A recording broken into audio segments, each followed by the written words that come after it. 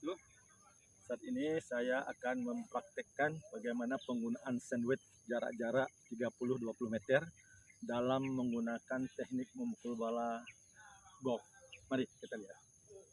Ini jarak sekitar 30-20 meter.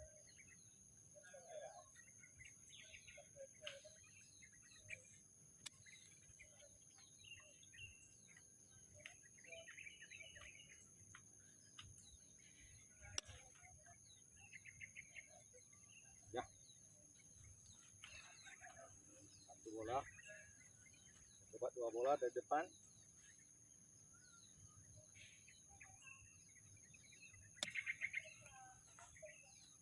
Mas, oke, dari belakang, ambil posisi belakang.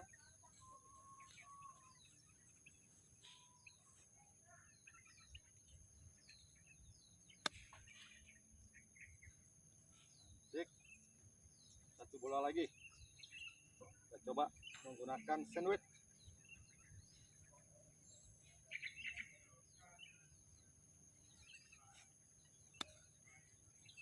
Jadi yang paling penting diperhatikan swing, pindahkan bola swing. Oke, terima kasih.